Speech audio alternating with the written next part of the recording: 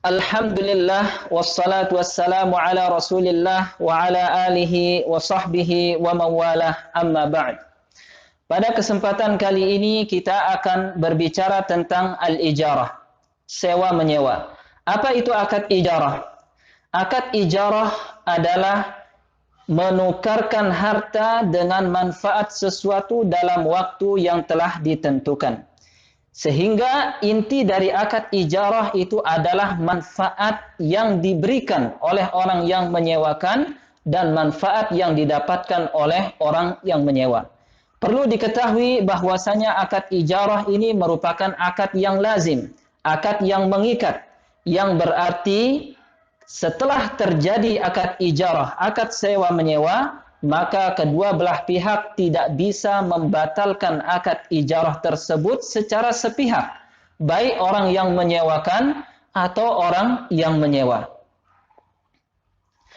Kemudian akad ijarah ini terdiri dari beberapa rukun sebagaimana akad-akad yang lainnya. Rukun yang pertama dalam akad ijarah itu adalah al-mu'jir, orang yang menyewakan. Apa syarat yang harus terpenuhi pada mu'jir agar akad ijarahnya menjadi sah? Syaratnya adalah jaizut tasarruf. Hendaknya orang yang menyewakan itu merupakan orang yang berkompeten untuk melakukan transaksi ijarah tersebut. Kemudian ada hukum yang berkaitan dengan al-mu'jir, yakni bagaimana hukumnya apabila dalam rentan waktu penyewaan kemudian barang yang disewa tersebut rusak di tangan orang yang menyewa. Siapa yang bertanggung jawab atas kerusakan tersebut? Nah, di sini apabila kerusakan yang terjadi tersebut itu secara alami, bukan karena kelalaian dari orang yang menyewa, maka kerusakannya itu ditanggung oleh al-mu'jir, orang yang menyewakan barang tersebut. Akan tetapi apabila kerusakannya itu terjadi karena campur tangan dari orang yang menyewa atau karena kelalaiannya terhadap barang yang dia sewa, maka tanggung jawab kerusakan tersebut itu ditanggung oleh orang yang menyewa barang tersebut. Kemudian rukun yang kedua dalam akad ijarah adalah al-mustajir. Apa syarat yang pada al-mustajir agar akad ijarahnya menjadi sah? Syaratnya sama dengan al-mu'jir, yakni jaizut tasarruf, berkompeten untuk melakukan transaksi akad ijarah. Kemudian rukun yang berikutnya adalah mustajar, manfaat yang disewakan. Apa syarat yang harus terpenuhi pada manfaat barang yang disewakan? Di sini syarat yang pertama adalah manfaatun, an yakuna al-ijaratu fil manfaah. Hendaknya transaksi dalam akad ijarah tersebut adalah terjadi pada manfaat dari barang yang disewakan, bukan terjadi pada ain atau benda tersebut. Dan manfaat dalam akad ijarah ini terbagi menjadi dua. Yang pertama adalah yang berkaitan dengan adami, yang berkaitan dengan manusia, manfaat yang didapatkan dari manusia, dari seseorang.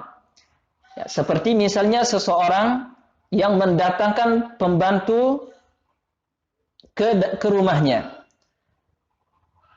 Nah, di sini ketika seseorang mendatangkan seorang pembantu untuk membantunya di dalam mengerjakan pekerjaan rumahnya, maka akad yang terjadi antara dia dengan pembantunya itu adalah akad ijarah. Dan manfaat yang didapatkan dari manusia atau dari adami ini terbagi menjadi dua.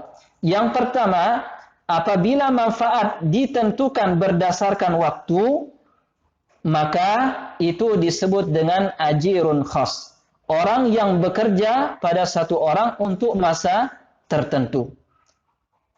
Seperti misalnya seorang mendatangkan sopir pribadi dan dia menyepakati bahwasanya kamu bekerja pada saya selama 24 jam dengan bayaran sekian dalam 1 bulan. Maka ya sopir ini disebut dengan ajirun khas. Kemudian yang kedua, apabila manfaat yang didapatkan dari adami, dari manusia, itu ditentukan berdasarkan pekerjaannya, maka ini disebut dengan ajirun mushtarak. Orang yang bekerja dengan profesinya dan tidak terikat oleh orang tertentu. Seperti misalnya, salah satu lembaga membutuhkan atau ingin membuat sebuah aplikasi. Maka dia mencari ya orang yang bisa membuat aplikasi tersebut ya dengan perjanjian kalau dia bisa menyelesaikan atau membuat aplikasi tersebut maka dia akan dibayar sekian. Maka ya orang ini disebut ajirun mushtarak. Apa perbedaan antara ajirun khas dengan ajirun mushtarak? Di sini dapat kita lihat dalam hal ketika dalam bekerja, ketika dalam pekerjaannya terjadi kesalahan, maka di sini ada perbedaan antara ajirun khas dengan ajirun mushtarak. Jika ajirun khas, ya orang yang bekerja pada seseorang untuk masa tertentu, apabila dia salah ya dalam melaksanakan pekerjaannya, misalnya seorang pembantu rumah tangga, dan dia bekerja untuk majikannya. Namun ketika dia memasak misalnya kompornya tiba-tiba terbakar tanpa ada kelalaian dari dia, maka dia tidak diminta untuk ganti rugi terhadap kerusakan tersebut. Namun berbeda dengan ajirun mushtarak. Apabila terjadi kerusakan pada barang ya, yang dipegang oleh ajirun mushtarak ini, ya maka kerusakannya tersebut harus ditanggung oleh dia.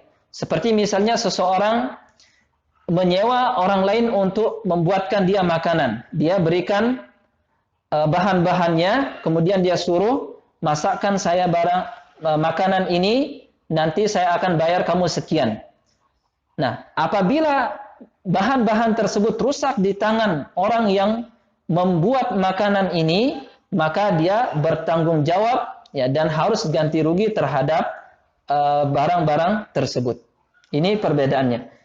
Kemudian manfaat ya, ini kemudian manfaat yang kedua adalah ainun yang berkaitan dengan barang tertentu.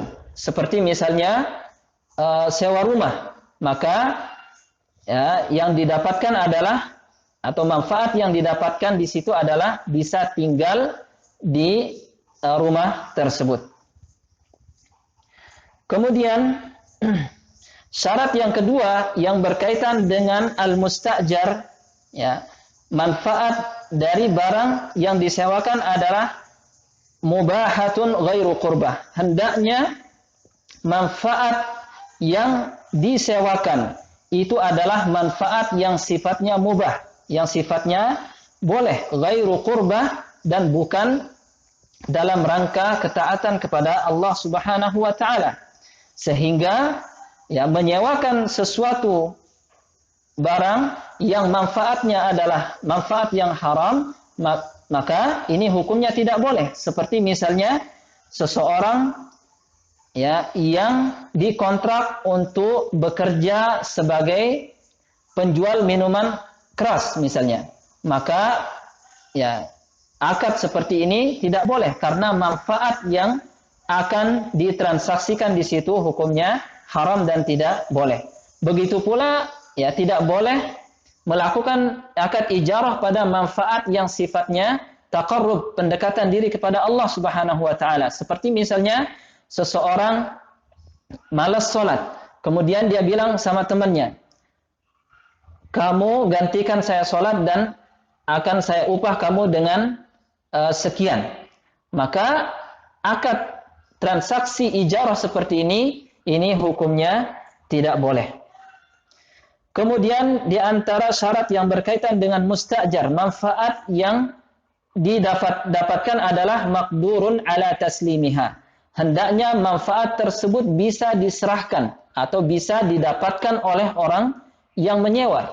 Ya, sehingga ya, seseorang yang menyewakan barangnya yang hilang dan belum dia temukan, maka itu tidak boleh karena manfaatnya tidak bisa diberikan kepada orang yang menyewa. Kemudian syarat yang berikutnya adalah mamlukatun lil mu'jir. Hendaknya manfaat tersebut dimiliki oleh orang yang menyewakan. Ya, di sini tidak dipersyaratkan manfaat tersebut ya atau barangnya dimiliki oleh orang yang menyewakan. Artinya orang yang menyewa rumah, kemudian dia ingin pindah ke rumah lain, sementara rumah tersebut ya manfaatnya masih dia miliki, maka boleh baginya untuk menyewakan kepada orang lain. Karena manfaatnya itu masih dimiliki oleh dia. Kemudian di antara syaratnya adalah ma'lumah. Ya, hendaknya manfaat dalam transaksi ijarah tersebut diketahui. Ya, dan diketahui di sini bisa diketahui dengan al-wasf, ya, dengan sifatnya. Seperti misalnya seseorang mengatakan kepada seorang sopir misalnya, antarkan saya dari tempat ini ke tempat ini. Maka di sini dia sebutkan ya manfaat apa yang ingin dia dapatkan dari transaksi ijarah yang dilakukan. Kemudian bisa juga diketahui secara urf, ya, secara adat istiadat. Ya, ketika misalnya seseorang ya ingin pergi dari kota A ke kota B dan dia tiba langsung naik ke mobil atau busnya tanpa dia menyebutkan antarkan saya dari kota A ke kota B. Ya, karena ya dan ini akadnya tetap sah karena apa? Karena dia sudah tahu manfaat apa yang ingin didapatkan ya oleh si penyewa tersebut. Kemudian rukun yang berikutnya terkait dengan akad ijarah itu adalah ujratun. Upah yang diberikan. Ya, upah yang dibayarkan oleh orang yang menyewa. Apa syaratnya? Apa syarat pada ujrah? Ya, pada upah yang akan diberikan agar akad ijarahnya menjadi sah. Di sini yang pertama adalah ma'lumatun bin nassi. Hendaknya ujrah atau upah yang akan diberikan itu hendaknya diketahui baik dengan secara tertulis. Misalnya ya seseorang menyatakan antarkan saya dari kota A ke kota B atau dari daerah A ke daerah B dengan nanti saya akan upah kamu sekian. Dia menyebutkan secara lisannya ya upahnya sekian. Nah, maka ini harus jelas dalam akad ijarah. Atau jika dia tidak menyebutkan secara langsung dengan lisannya, bisa diketahui dengan urf, ya, dengan adat kebiasaan. Misalnya seseorang naik ya dari kota A ke kota B, ya, dan ketika dia turun, ya, dia langsung menyerahkan misalnya ongkosnya misalnya 4.000, dan itu sudah ma'ruf, sudah diketahui oleh semua orang bahwa ongkos dari kota A ke kota B itu 4.000. Maka di sini akad ijarahnya sah karena ujrahnya, upahnya tersebut telah diketahui secara urf. Kemudian yang berkaitan dengan atau syarat dalam ujrah di sini adalah tasihhu tsamanan fil bai'. Hendaknya upah yang diberikan atau harta yang diberikan sebagai upah tersebut bisa dijadikan sebagai harga dalam transaksi jual beli. Ya, sehingga seseorang tidak bisa atau akad ijarahnya tidak sah kalau dia bayar dengan sesuatu yang haram, yang tidak bisa digunakan sebagai transaksi jual beli. Kemudian ada hukum yang berkaitan dengan ujrah, yakni tajibu bil aqdi ma lam tuajjal. Ujrah, ya upah ini menjadi langsung atau harus dibayarkan setelah terjadi transaksi ijarah, ya, selama tidak ada kesepakatan antara orang yang menyewa dengan orang yang menyewakan. Artinya apa? Misalnya sekarang terjadi transaksi ijarah antara si A dengan B, dan dia tidak menyebutkan bahwasanya orang yang menyewakan, si B yang menyewa, ini akan menyerahkan uang sewanya di akhir bulan misalnya. Maka kalau tidak terjadi ya kesepakatan seperti ini, maka ya hukum asalnya ya hendaknya dia langsung menyerahkan upahnya tersebut kepada orang yang menyewakan. Kemudian rukun yang berikutnya terkait dengan ijarah adalah as-sighah. Ya, sighah atau lafaz yang digunakan dalam transaksi akad ijarah ini. Apa syarat dalam akad ijarah? Apa syarat sighah dalam akad ijarah agar akadnya menjadi sah? Sama dengan akad-akad yang lain, yakni hendaknya sighah tersebut dalatan alal maqsud. Ya, hendaknya sighah yang digunakan itu sighah yang menunjukkan maksud tertentu. Artinya bisa dipahami. Dan ini bisa ya menggunakan qauliyah langsung diucapkan atau bisa juga dengan fi'liyah, yakni dengan perbuatan, yakni seperti tadi, ya, setelah dia turun dari busway, setelah turun dari angkot langsung dia berikan ongkosnya. Maka di sini ya sekalipun dia tidak mengucapkan ya dia antarkan dari kota A ke kota B dengan upah sekian, tetapi ya dengan perbuatannya tersebut dia itu bisa menggantikan qauliyah ya ucapan ya dalam transaksi akad ijarah. Hadza wa sallallahu ala nabiyyina Muhammad wa akhiru da'wana alhamdulillahi rabbil alamin.